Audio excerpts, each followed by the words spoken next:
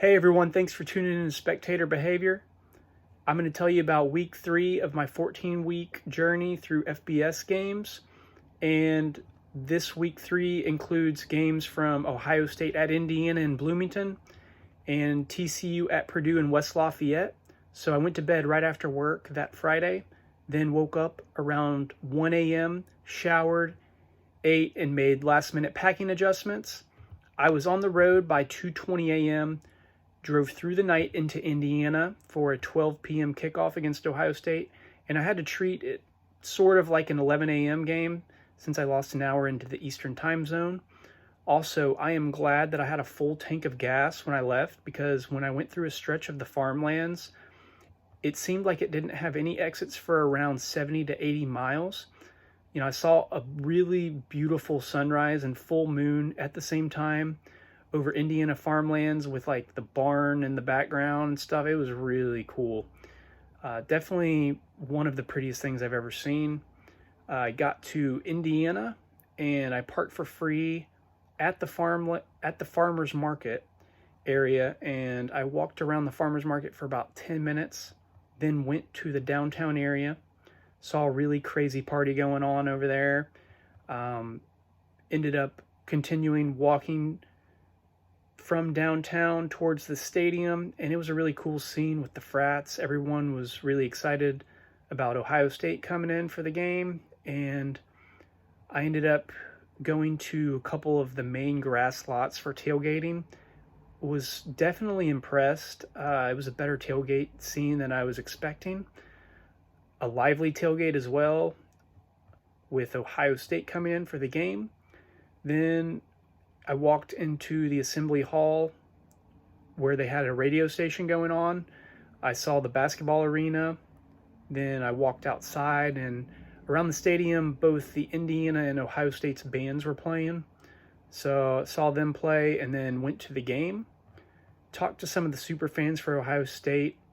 And then around game time, I watched the game lower level, 25 rows on the 50-yard line behind Ohio State's bench. Got some food and souvenir soda. The Ohio State team definitely seemed like they dominated the game. I mean, it was 51-10, and the only touchdown that Indiana scored was off a trick play, like a wide receiver throwing a touchdown.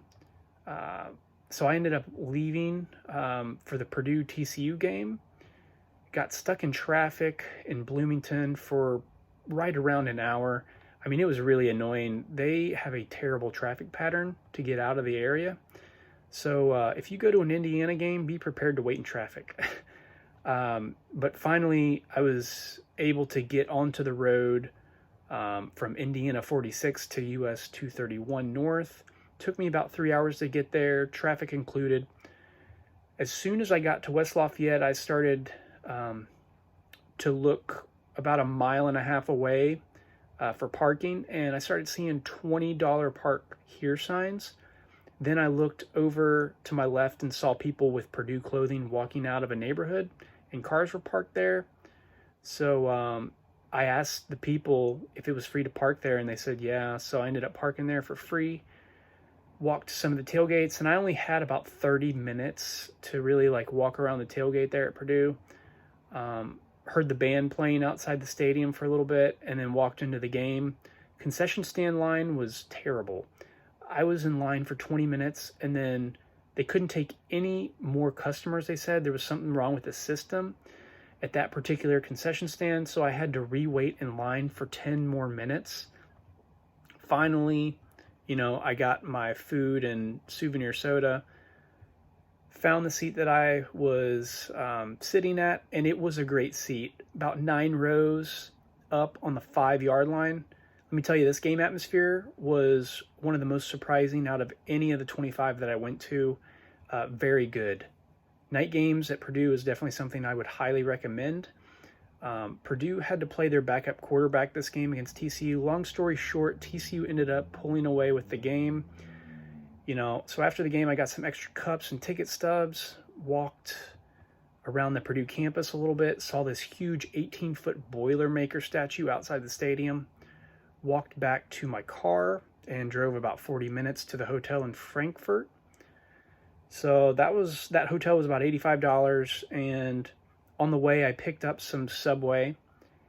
Once I finally made it to the hotel, they ended up not being able to find my paperwork. I had booked it through a secondary market, like Priceline or Hotwire, one of those two. So finally, though, they ended up getting everything figured out, and I ended up getting into my room, watched the end of the Texas Tech at Arizona game, woke up, ate my free breakfast, drove 4.5 hours back home, got home around 3:30 p.m. the next day. Definitely a fun trip. Definitely an action-packed trip. Was definitely tired afterward.